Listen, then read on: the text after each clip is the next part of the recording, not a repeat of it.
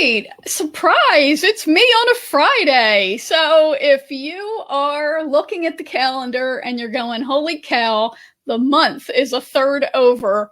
What am I going to do?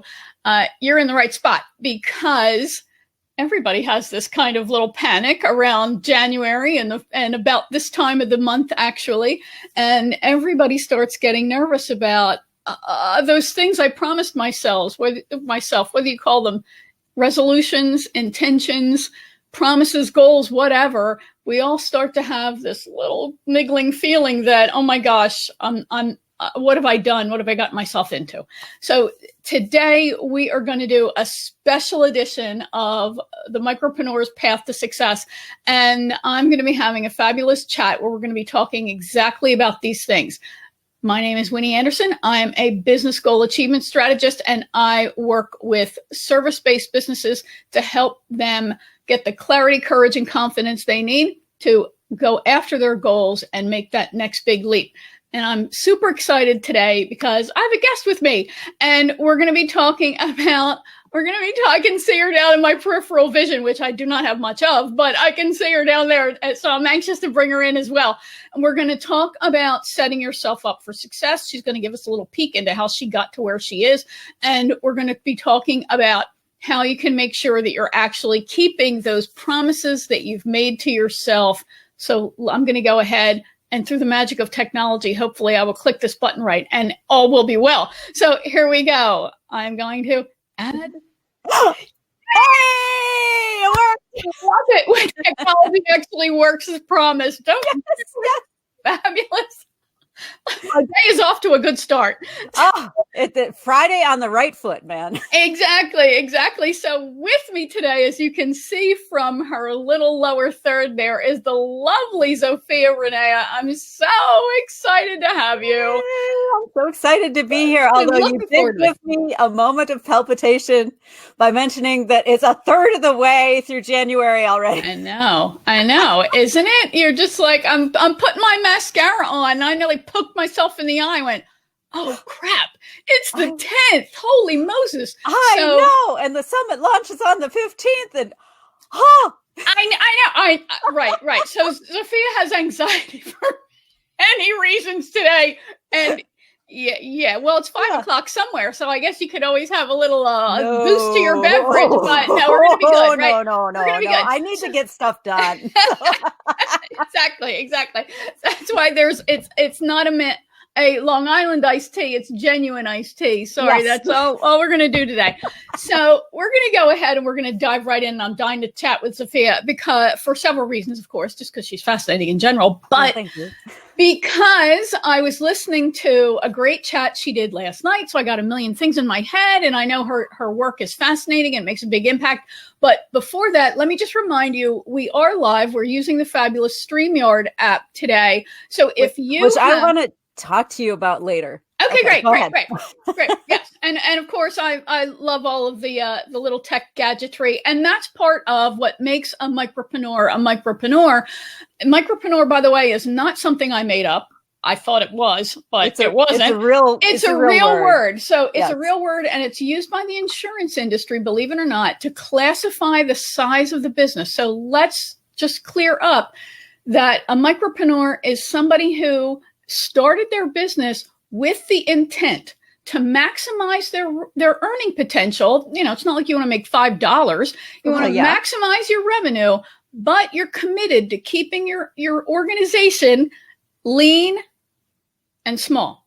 Yes, exactly. Not your earning potential, but your business. So actually, I found that at the Hartford's website, which was fascinating. Yeah. Well, and it's not just insurance that does that. Your banker does that also. Yeah, exactly. If you go into the bank and you go, I'm a small business, they think you've got 50 to 100 employees and you're pulling in $1 million something a year. Right. Right. Yeah. Yeah. So I lived in banking for many years. So that's right. And we're going to get to that in just a second. So yeah. So Micropreneur really is a genuine category of business. And that's why I really focus on this path to success for the Micropreneur, because it's a specific way of operating and building and growing your business and leveraging technology. See, I had a point. I really did. Yes. Leveraging technology is one of them. And of course, if you're like me and you're geographically impaired, you want to make sure you're leveraging technology to get your message out. So yes, I'm happy to chat about the fabulous StreamYard app. So let's start with who Zofia is and what it is that she does, because she has a fascinating journey. And of course, I was going to say, ask questions, make comments, of course, share if this is helpful to you. You know it's going to be helpful to your connections. We're certainly going to participate in the chat. You know, even if you're watching this on replay, we will always circle back and answer your questions and comments. So no worries on that end. But Zofia has a really fascinating journey. So let's start with, what in the heck do you do? And how did you get here? And I know we could go on for days, right? So the Reader's Digest version of that. Oh my God. Yeah. We could spend 4 hours on how the heck I got here. So in a nutshell, okay, I was born in Minnesota into a very working class family. And in fact, my parents were considered affluent in their family because my dad was an electrician and my mom was employed at the same time. Two working parents back in the 60s. It was a little bit unusual still.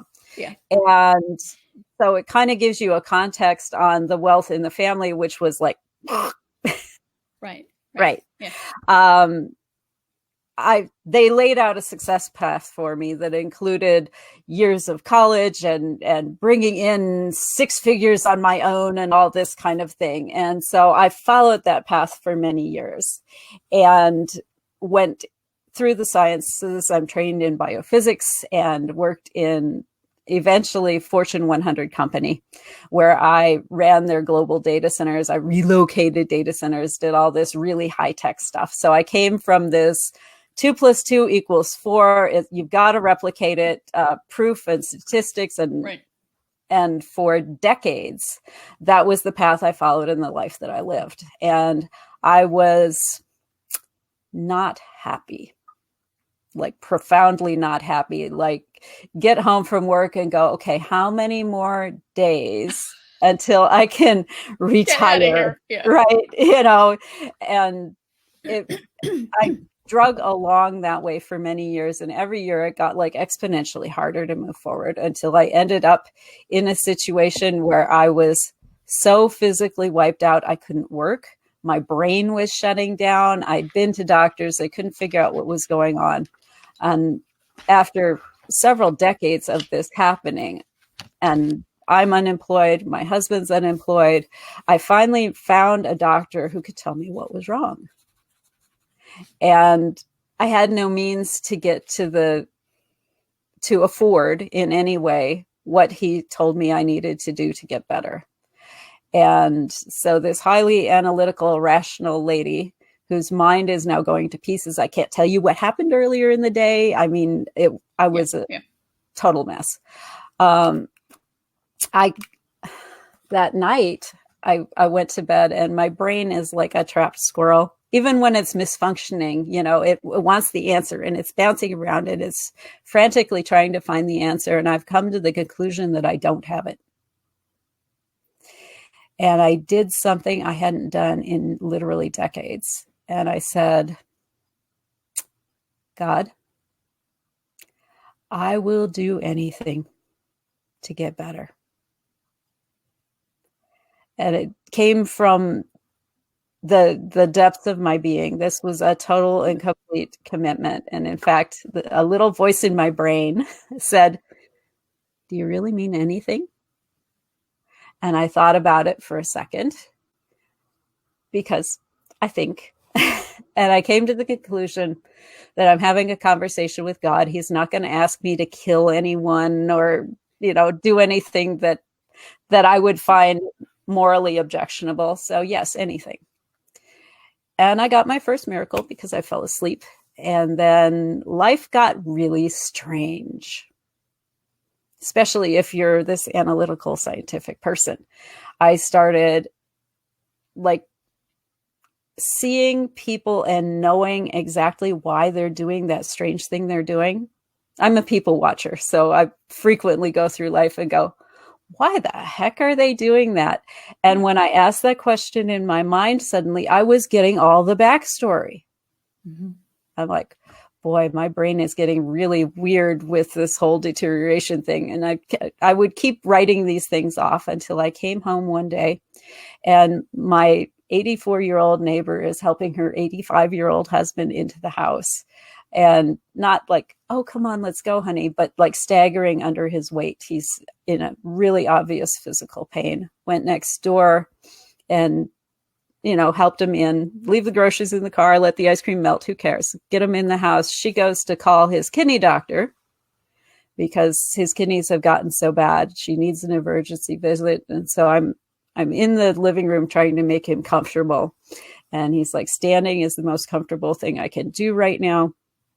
So I'm holding his hands, his lips are moving, and I know they're very religious people. The obvious conclusion is he's praying. I'm not very comfortable just staring at him praying because I just said my first prayer in 4 decades, like 2 weeks ago.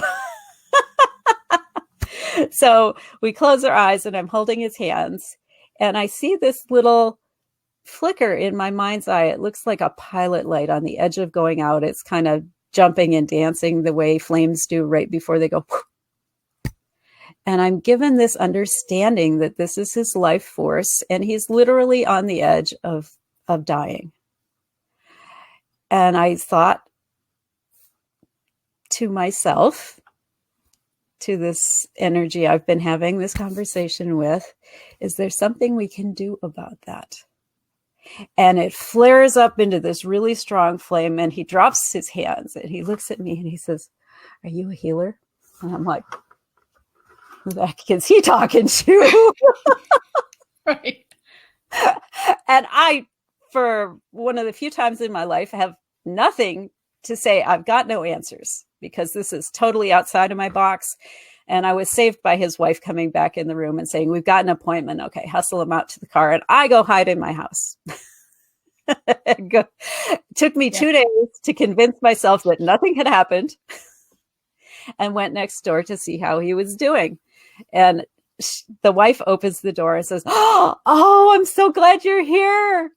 Jay has so many questions for you." And I'm like, "Oh, no." Yeah. Because I've just convinced myself that nothing's happened. So I go in and I'm like, "How you doing?" He's sitting in his chair. He's fat and happy. He's got a drink and, doing his stuff. I'm like, "You look like you're feeling pretty good." He says, "Yeah, it was the most amazing thing. By the time I got to the doctor, I was feeling normal. And they put me through the usual battery of tests. This guy's got a file like this with the kidney doctor. And he says, everything came back normal. Hasn't been normal in decades." And the scientist had to sit down and shut the fuck up. Okay. And I had to accept that there's a hell of a lot more going on in this world than we realize. Yeah. Yeah. And by asking those questions and allowing, amazing things can happen. And when I said I will do anything, this is part of the anything, to accept that part of life and that we need to live with a foot in both of these worlds. And so I started down the path of becoming a spiritual healer. And so that's how I came into the work that I'm doing now. Wow. And basically the work that I do now, I call myself a reality whisperer. Okay, because we come here to experience certain things in life. And when we're planning the things we come here to experience in life, we oftentimes get, shall I say, boundlessly optimistic about what we can achieve. That's a nice way of putting it. And what we're up to dealing with. Yeah.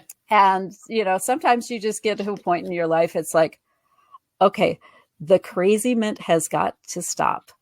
I've got to stop, the stream of bad boys coming through my life. I've got to stop, picking partners that will walk away with not half the business, all the business, and go too damn bad. I've got to stop, and we have these cycles that repeat in our life. We all have different ones, but we've all got one. It's like, God dang it, it's that same thing coming around again. I fixed that shit. Wow, that's really such an incredible story. And yeah, we could go on for days just about that. We could totally go on for days about that. But I think, you touched on something that I think is really powerful, and it's this concept of allowing, and it leads into this great conversation around goals that I really want to get to, obviously, and I do want to talk about the upcoming event. And I listened to that great conversation that you had on your Voice America channel, not Voice of America, Voice America, and we'll include the link to that. We two of those discussions so far, but it's awesome. We're talking about the most recent one. I think I am. So, but I'll include a link to that in the comment area so you guys can go back and listen to that. And my work is around goal attainment as well, obviously setting and achieving goals, and the setting isn't the problem. It's often the getting started and finishing, right? It's that, or the messy middle, as I call it. Yes. And one of the things, I use the language of intention with my folks, because I think when you come out of corporate life, and I know you can appreciate this, there's so much conditioning and fear that's attached to the language of goal setting. Oh, yeah. It's like, oh my God. Exactly. You're going to be punished. I'm not going to get my goal. I'm not going to get my bonus. I'm not going to get my increase. I'm not going to have a job if I don't reach these goals, and if I don't help my boss reach her goals as well. Off with my head. This is it. Set in the vacuum of any kind of knowledge of what it takes. Yes. Right. And then there's the whole, you get so caught up in that you have to write them this way. And if you don't, you're going to, again, that's another crack across the knuckles. Yeah. And so I use the language of allowing, of intention. I think it's much more forgiving and more expansive. And I think that it's this delicate balance of the clarity, and you guys touched on this, of having clarity about what you want, and then the allowing, because we can get so caught up in, I have to have 6.2 new clients, and they have to be in this program, and then they have to all start on this day, or my head will explode. And whereas, maybe God has something bigger or easier. Easier, and then, more in alignment with who you are. Yes. Right. So let's talk a little bit about this concept of allowing and how you see it fitting in to goal. We'll call it attainment, because I do think that concept is more important than the setting. So where do you think allowing comes in here? Yeah, I think of it as surrender in a lot of ways. And I know for myself, I will speak from my experience, because that's like the deepest experience I have. In many ways, when I was programmed as a child, and we all get programmed deliberately or otherwise, I was programmed to believe that there are certain ways that things have to happen. Right. There's an A, B, C, D step that you have to follow to get to your end result. If you follow A, B, C, D, you will get there. Right. And the truth of the matter is that does not always work. And the proof of that is, the 400 million will take your business to 6 figures programs that are out there. It's like, just follow our simple steps and you will get there. Okay. I'm a recovering business program junkie. I've bought my fair share of those, and I can do A, B, C, D, and E and get crickets. Okay. Because it's not in alignment with who I am. Okay. Right. One of the most recent ones of these I ran into basically wanted to tell you, here's how you grow your micro business. Okay. This is the first product you need to have. This is the second product you need to have. This is the third product you need to have. And I went through and I took their little assessment to see what it would tell me. Okay. Now, my best and my biggest successes have not come through doing any of what they've recommended. In fact, I'm in like their stage 4 box. Right. Yeah. And basically their recommendation is that I should be in their stage 1 box. Okay. But their stage 1 box is not in alignment with who I am. Okay. And I've tried to be in the stage 1 box.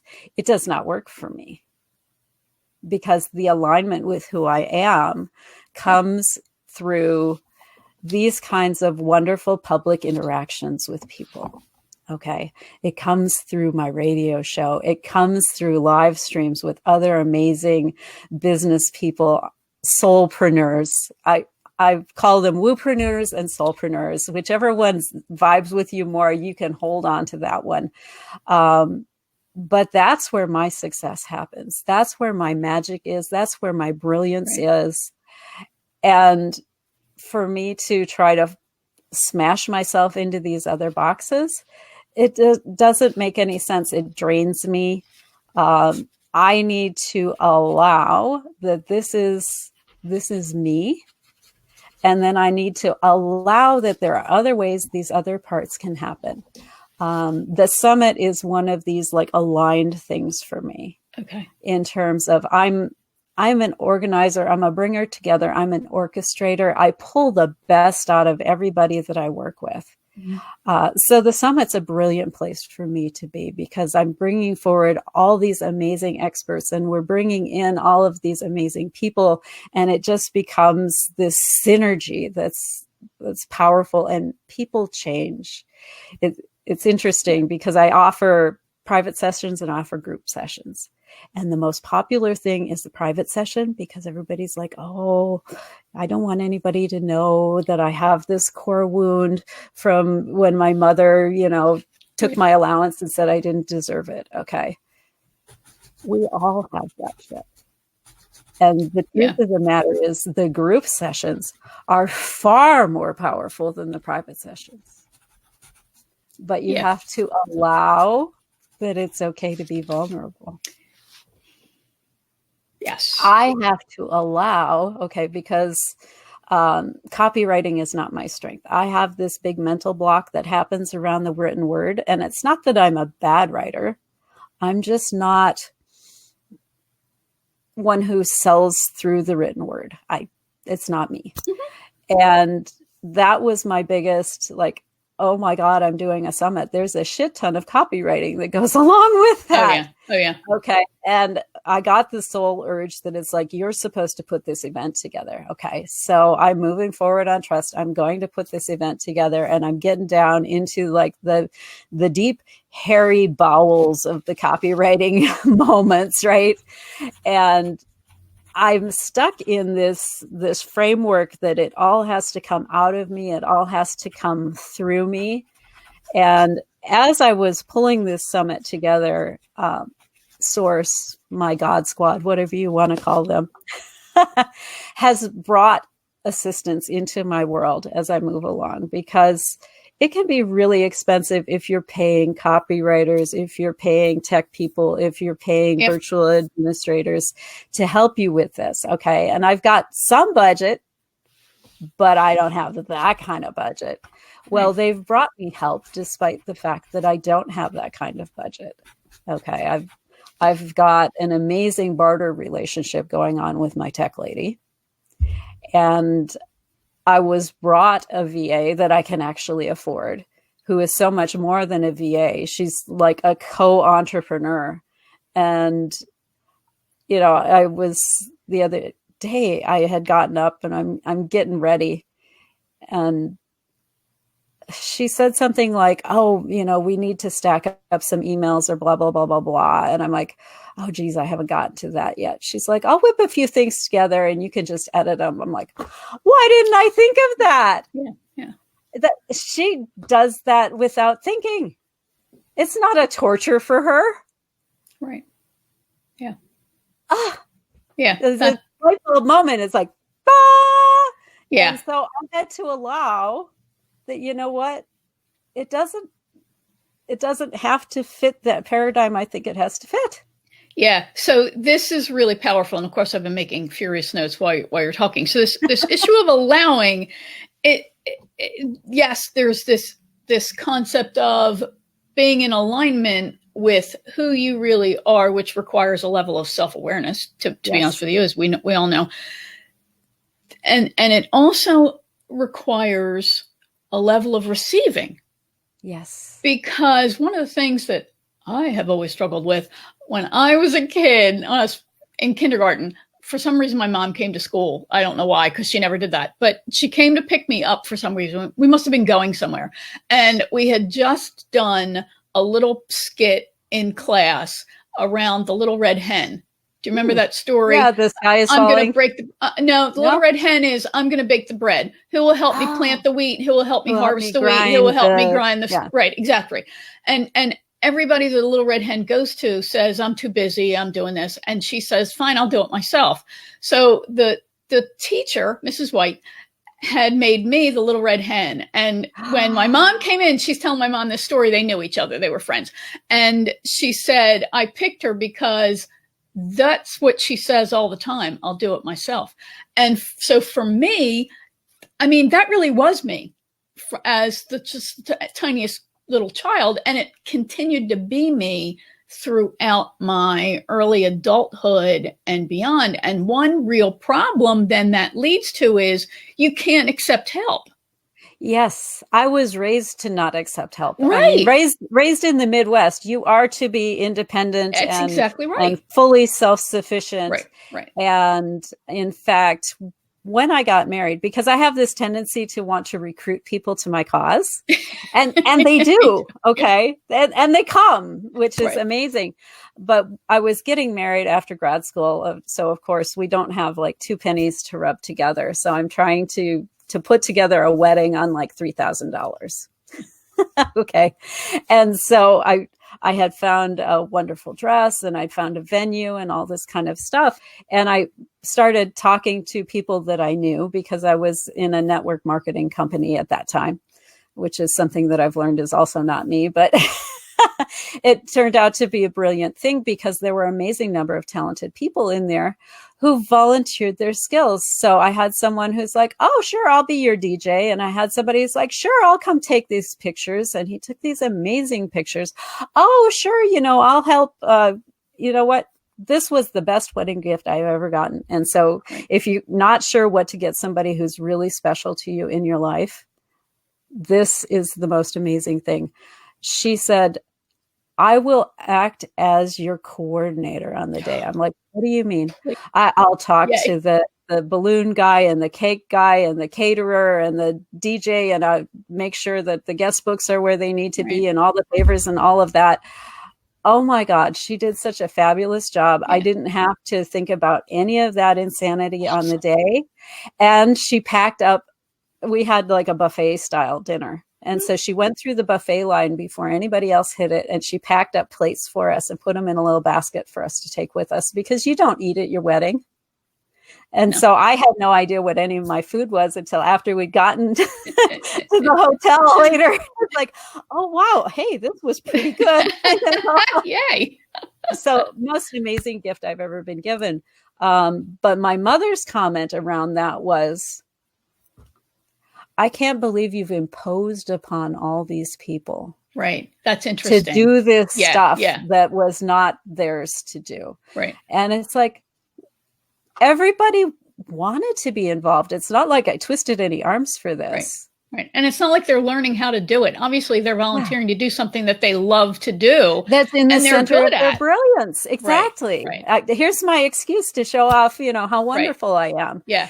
And so that was like one of the first moments into, what do I want to say? My mother's values versus my values, if that makes sense. Yeah, it makes total sense because of course for decades I lived hers. Right. And really I did a great interview with a guy named Mark Baker, and he talked about how we're sponges at our earliest, from birth. Yeah. And so we really absorb the beliefs of other people. And I think this issue of, you've got to be independent and you've got to do this yourself. Well, I think that's a great message, because we do have to be independent, right? Well, but then there's this point, right? Right. But then there's this time I can't do everything, for Pete's sake. I need somebody. And by not allowing that person to give you this gift of their service, to whether you're compensating them or not, right? Because the people you hire, they really are giving that's what brings them joy. Absolutely. And the energy exchange is you're going to compensate them. Your energy exchange in your wedding was to be so darn thrilled that, you were just so happy about them. You gave them that gift of your joy, right? So I think this issue of allowing is an important one for goal attainment. And I think it really is part of setting yourself up for success with any goal, because if you're going to then resist the opportunities that God, the universe, whatever your language is sending you to achieve your goal, you're making this harder than it has to be. And you may actually never get there because of this resistance that you're putting in place. So I think allowing really is much more powerful than maybe we had given it credit for. Or absolutely. And it's kind of scarier, I think, than we give it credit for sometimes too, because in order to receive, you need to have empty hands. In order to have empty hands, you have to let go of the other crap you've been dragging around with you. Yeah. And that is terrifying. I talk about how you're trying to go up, but you're not letting go of this rung. Of the other. You can't get there unless you're going to let go of this at some point, right? Yes. And I think so many of us are, as you and I are, we come from a fact-based background. We come from having to make a business case for everything that we do and having that data and having all of that. And there is so much. I actually know people who have stopped being self-employed because they could not live with the ambiguity. Yeah. Oh, and there's a shit ton of ambiguity. Honey, and, let me tell you. And as much as people will tell you, okay, market your thing before it exists, that's actually much harder to do than it sounds on its face. Honey, I'm glad you said that. Yeah. Much, much harder to do. Yeah. And so what I try to do around that is I follow the breadcrumbs that my clients are giving me. Okay. And then create a little something that doesn't take 6 months to put together. Right. A little something, and then see how that goes. And if that test balloon is nice, okay, then let's put more effort down that road. Yeah. So let's talk a little bit about ambiguity versus planning. Because I think that's a dichotomy as well, right? Yes. That there's part of this is my intention, and then I have to take action, right? The people aren't just going to come up to my house and go, hey, there's a Smartie in here. And how do I spell your name when I write the check, right? So there's this intention, then there's the action that we have to take, right? There's my favorite clip from Indiana Jones and the Last Crusade, where Indiana is standing at this exit of a tunnel, and he's got to get to the other side, and he's like, how am I going to get to the other side? There's nothing here, right? But it's that step of faith, and that's what he tells himself. It's a leap of faith, and he steps out, then the bridge appears. That's exactly right. So can you talk a little bit about how we master this? I got to deal with this ambiguity I'm trying to allow really hard, but I know I need to have some kind of plan. Yeah. Right. How do you manage to deal with that? I call it running at walls. Okay. And I went through a really intense 2-year period where my God Squad was working at me with running at walls. Because we were in a bad situation. As I mentioned before, I was sick. I couldn't remember what I'd done that day. I was losing words out of my vocabulary. My husband was working at a third of his normal income level and going to get his MBA full time at the same time. So he has 0 spare cycles. Literally he's sleeping 3 or 4 hours a night and taking care of me because I can't completely care for myself. So, I mean, we're in a tough space. And all the way through this process, I've been given what on its face is totally contradictory things to be doing.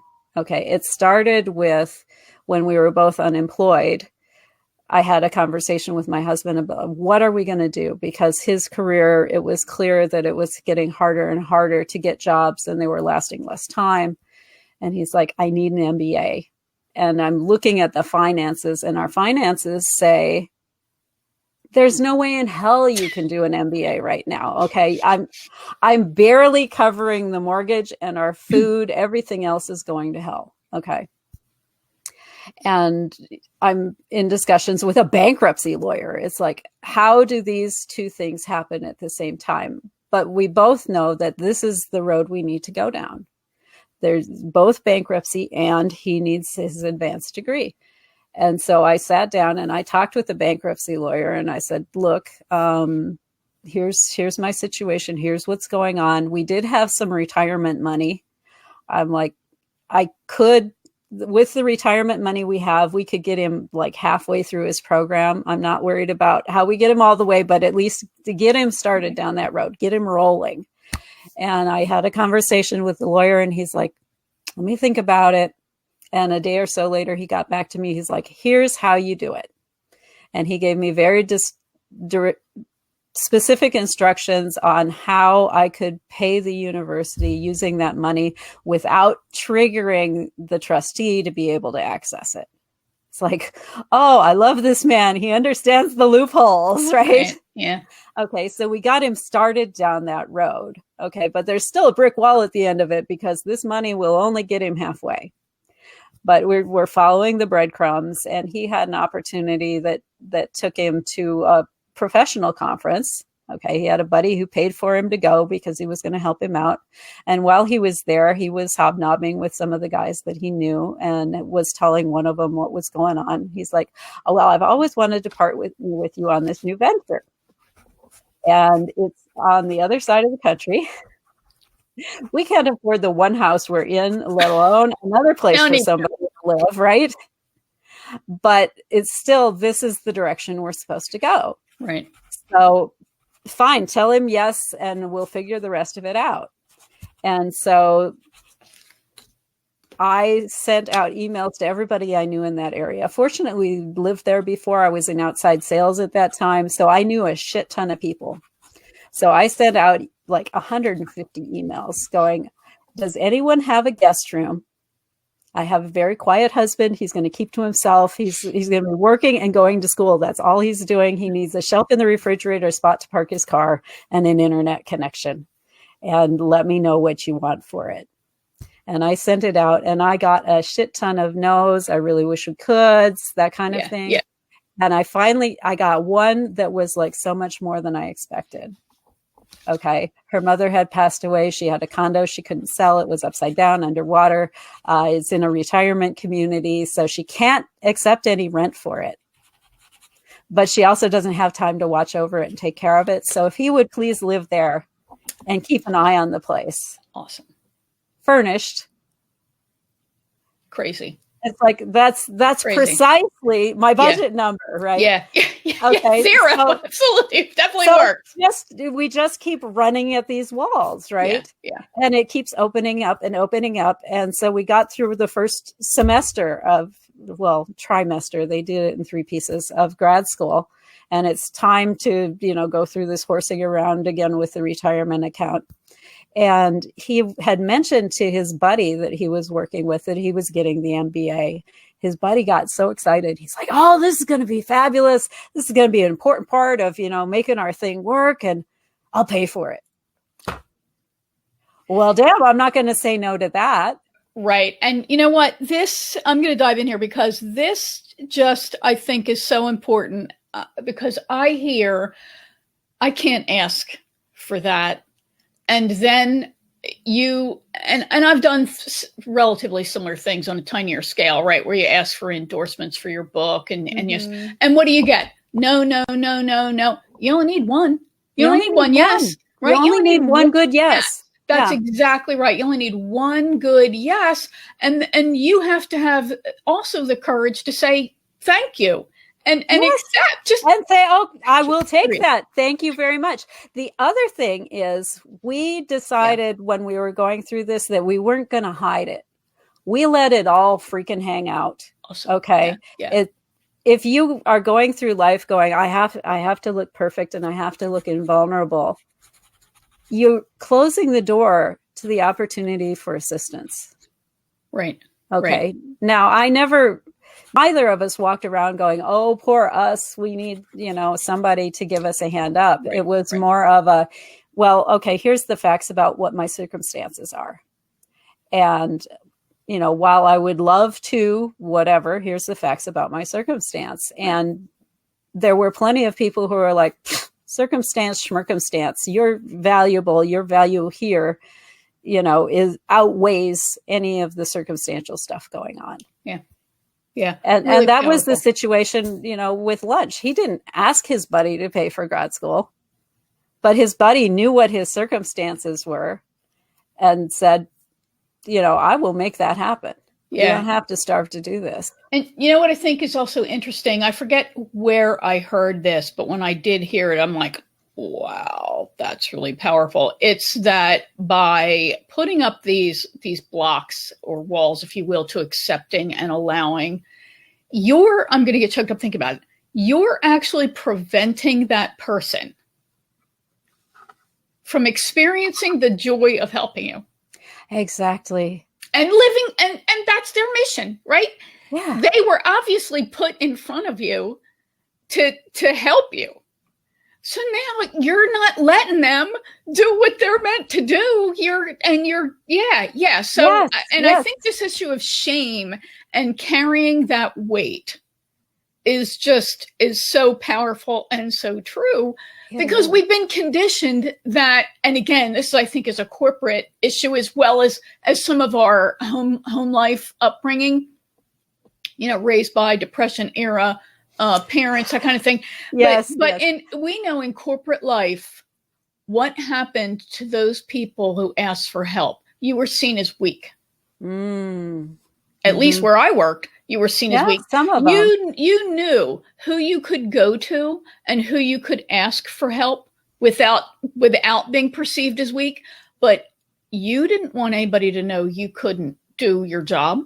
Yeah, I think I was very blessed in the corporate world because I worked in an organization that strongly believed in mentorship. They raised their own executives from the inside. Yeah. And so I think that leads to a slightly different corporate culture. You're right, it does. And I worked at some of those places too. You still have to kind of break that mindset that you can't be vulnerable. Yes. One of the earliest things I can remember them working with me on was, you need to own everything that's happening. If there's a problem, do not hide it. Do not bury it. Bring it forward. Okay. Yeah. Nobody's going to smack you for bringing it forward. We will smack you if you bury it and it bites us in our ass.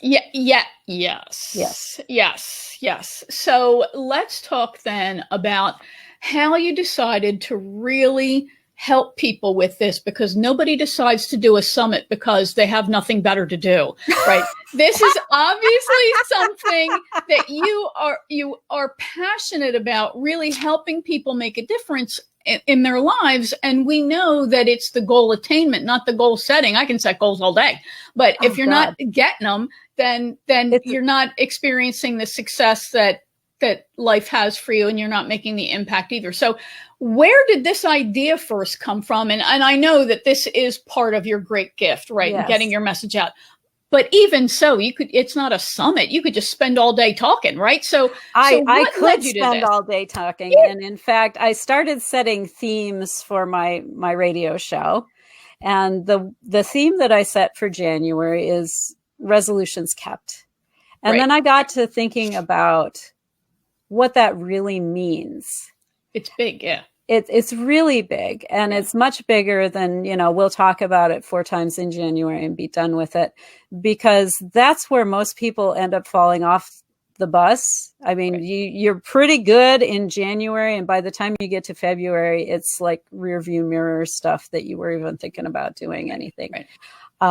And so the more I looked at it, the more it said to me, I'm a summit, and there's a community behind me, and there's support. Okay, because the cold, cruel facts about making changes in your life, doing something big, doing something different, is you're going to wipe out at some point.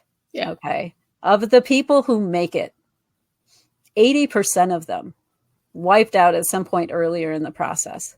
But the ones that made it said, I'm getting back up and I'm going on with it. Right. Okay.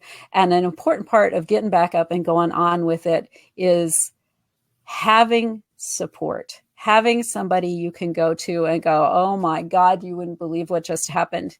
You can have your meltdown moment, and then they can hold some space for you and go, okay, so what's your logical next no-fail step? Where do you go from where you're at? Right. And people who can read the label on the outside of your bottle, who have a different perspective on you and who you are and where you're going, who can go, I don't think a radio show is really in the center of your wheelhouse. You write these amazing blog posts. You know, why don't we think about ways we can make your written effectiveness the center and the jewel of what you're doing? It's easy to look at other people and go, oh, well, I should be doing that thing over there. Yeah. And so it kept saying, I'm a summit. And so I said, okay, if you're really supposed to be a summit, I'm going to put out a post and I'll get some speakers. If you're not supposed to be a summit, I won't get anybody. So I put out my posts, 3 different groups, and said, okay, I'm looking for experts in these areas who can talk to the woopreneurial experience. That was another one of my clues. Almost every one of my clients is self-employed. Okay. Yeah. It's like, I'm supposed to be dealing with a self-employed person. Right. Whether it's a larger or smaller, but self-employed. So I put out the topic around keeping resolutions. It's for the entrepreneurial person. It's designed to look at the whole life picture, because we don't entrepreneur in a silo. No. You have to work with all of the pieces. And 3 posts, within 3 days, I had more people than I could screen, and I had to shut it down. It's like, I'm sorry, I can't accept any more applications. Yeah. So it was very clear that this is the road I'm supposed to be going down. Awesome. So I'm going down this road, despite the fact that there's this little voice going, but you don't copyright. Right. So that's how we came to be. Awesome. And is this the first one? Is this the inaugural one, or have you been to it before? This is the inaugural Resolutions Kept Summit. It's not the first summit that I've ever done. I learned a shit ton from the first summit I ever did. It was, one of these moments that is like, oh God. And it took me 6 years to get back up after that wipeout. But here I am. I'm back on the horse. Good for you. Yeah. So that is incredibly exciting. I didn't realize that this was the first one. So I feel very, very blessed and honored. That's wonderful. Thank you. And that's a compliment to me. Yeah, exactly. I take that as a compliment. It's like, I didn't realize. Well, good, then we must be doing all right. That's exactly right. Because I'm seeing you from the outside looking in, and I'm not going, this chick, must be her first rodeo, because honey, she just is missing no, I didn't get any of that. So awesome. Beautiful. Really awesome job. You. That's great.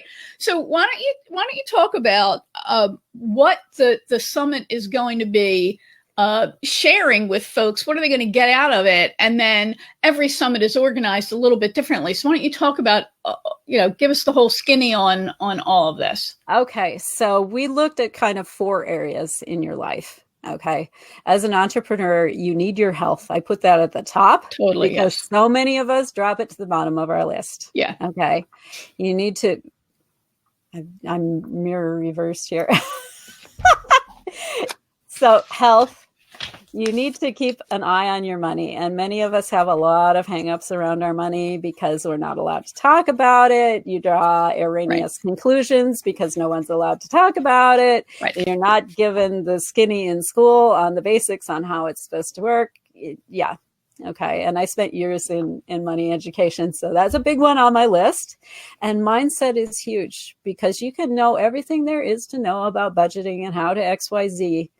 But if you still believe that you're unworthy to receive for exchange of value, like your mom took your allowance away, that wound will keep you from receiving the way you need to receive. So you need not just the how to, but the healer aspect of it. Oh, I love that. The how to and the healer. The how to and the healer all comes together there. And in fact, every expert that I have is a combination of how to and healer. Outstanding. That's great. And so then the next two categories are impact, which is also, as far as I'm concerned, satisfaction and capacity, because you have to find ways that you can expand in order to receive more. So many of us are like, we've got this 5-pound bag and we're asking for this 10-pound abundance. And it's not going to fit. You've got to open up to receive a little bit more, to allow a little bit more. And sometimes it requires relaxing. Sometimes it requires releasing some of the control. I know I'm a recovering control freak. And I hate acknowledging that I don't run the universe. I know. God dang it. Shoot. Yeah. But once you can make that acknowledgement, life gets a heck of a lot easier. It does. It gets a heck of a lot easier. So we look at those two categories as well, the capacity and then the impact, which is what brings you the satisfaction. It took me decades to learn that, and you can make 6 figures, you can make $1 million, but if you're not doing anything with that, if you're not helping anyone in that process, it's really empty. Right. Yeah. Yeah. So those are the 4 areas that we've focused on. And I've got experts from 4 continents and the Philippines who talk to these areas from different angles, and they all have a foot in both worlds. Yeah. Yes. Because it's important. If you're not addressing both of those, you're going to get gigged someplace. So all of that's happening, and we've got whatever your poison is, whatever your way is you want to get out into the world. Okay, we've got things, if you love speaking, if you want to impact people and live events, and I've got people who do live events, I've got people who can help you become that sought after speaker. So you get paid to fly to Europe to, do a conference and globetrot. And if that's your thing, we've got people who can help you do that. If you're like me and you're homebody, but you want to reach the globe, we've got people who can talk to you about podcasting and reaching out in those ways. We've got people, if you're an author, who can help you become that best-selling author, who can make that book that's sticky, that's got that hook that people are like, oh, yum, I need more of that. I've got people who can help you with that. If you just want the author credential, but you're not really that much of a writer and it's not that much of a passion, I've got someone who can help you with that. Awesome. That we've been extremely creative on the things that we've brought into it. And we've been conscious about the fact that you don't have a shit ton of time. Okay. The health experts that I'm bringing in are all very focused on how do we find the leverage thing for you to do? How do we get you the 15 minutes of yoga that you could fit into your life? Right. How do we get you, the eating plan that'll work, even though you're, 90% of the time in the car and going through fast food joints? How do we set you up with a strategy that makes that work for you instead of against you? Yeah. Awesome. So, So you're going to go with some good stuff. It's over a series of weeks, right? So it's actually over 10 days. You're drinking from a fire hose here, because I know you don't have. I know what happens to me if it's over like 6 weeks. I make it to the first 2 or 3 weeks and then I'm done. Okay. Right. 10 days. And we send you the list of who's doing what when, so you can put that on your calendar and work it in. So it's not like, oh my God, you released her thing and it's the day that I've got like everything happening. Okay. Right. So that way you can plan forward. You can pick out the ones that you really need to pick out. And if for whatever reason you can't get to it in the 48 hours that the interview is available, we have a VIP package that allows you to get continuous access to the recordings for the coming year, along with other beautiful things. If you're a podcast person, you'll get the podcast version, you'll get the transcripts, and you get the year-long community. We have a community behind the summit while the summit's on, but as a VIP, you get the year-long community, which gets you the accountability. It gets you the vibe. That's one of the things that gets us. Emotions will gig us. Yeah. They will just hamstring us. And so community is the antidote to that, because it's really hard to pull yourself out of the doldrums. But when you go into a room, a group of people who are lit up, who are moving forward, and who see the brilliance in you, it's really hard to stay in the dark and stay in the dumps. They will literally lift you up just by osmosis. And some of them will literally reach out their hand and go, look, come on, come with me. Yeah, it's why environment is just so critical we build this. It really is. Not and just your internal, but your external. Entrepreneurs, we have to choose the environments we go into, because it's really easy to stay in your little office and behind your door where the world doesn't see you and end up in a lump. Yeah. So it does take a tiny bit of initiative on your part, but it doesn't have to be a ton. Okay. The barrier. This is an interesting psychological thing. The barrier that keeps us from going places is 8 seconds. Yeah, interesting. Eight seconds. Okay, so if you can use that for yourself, you can use it against yourself. Okay, if you want to watch less TV, take the batteries out of the remote. And have to get your butt up and walk across the room. Go get those batteries and put them in. Okay, and it gives you 8 seconds to decide consciously, do I want to watch TV? Is this really what I want to be doing? Right? That's great. Because that was this automated, you sit down, you hit the button and you zone. Okay. So you've got an 8-second barrier now that keeps you from doing that thing without thinking about it. Doesn't stop you from doing it if it's important for whatever reason, but it's not that subconscious thing.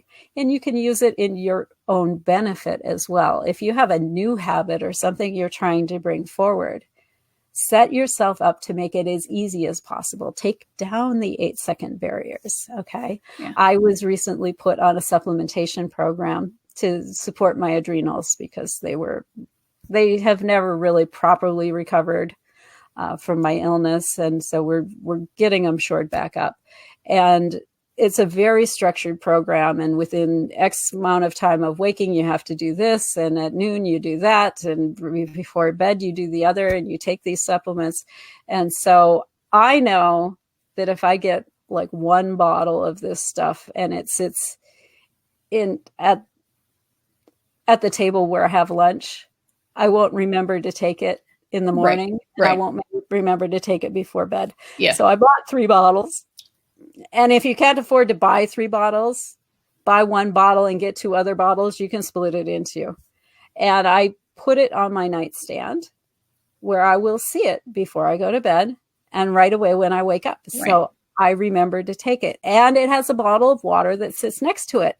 Awesome. So I don't have to go look for water. It's right there. Crack it open, take it, and start getting it in place. Yeah. So take down your 8-second barriers on the things you want to do, put up 8-second barriers on the things you want to do less of. Excellent. Excellent. And yeah, that whole issue of understanding how you navigate through your day and what can I do to make it easy for me to do this new habit that I'm trying to develop. And that really is what any success is. It's a series of habits that stack on top of each other that then lead to that outcome and small behaviors, right? Small actions that you take. So yeah, I love that. That's a great habit stacking is another one of these little keys that lets you in, right? If you are in the habit of, I get up and I walk into the shower, but you are not in the habit of brush your teeth, put your toothbrush and your toothpaste in the goddamn shower. That's right. I don't care what anybody says.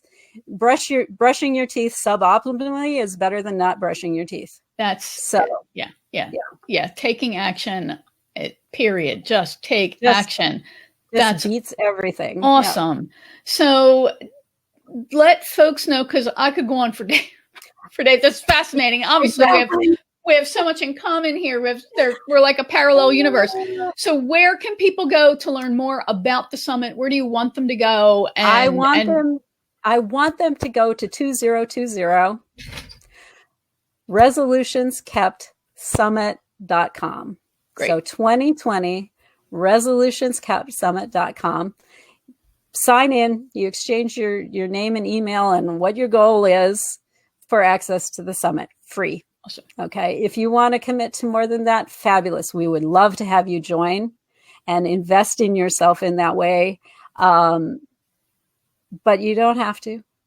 You can just do the free stuff and ride that horse as far as it goes. But we would love to have you join us for more. Right. That's the main place to go. Once you exchange your information and you get your invitation letter, there will be a link in there to the Facebook group, so you can get involved there, and you can have people, if you're sitting there going, I have no idea what kind of an 8-second barrier I should put up around this thing that I keep doing that I don't want to do.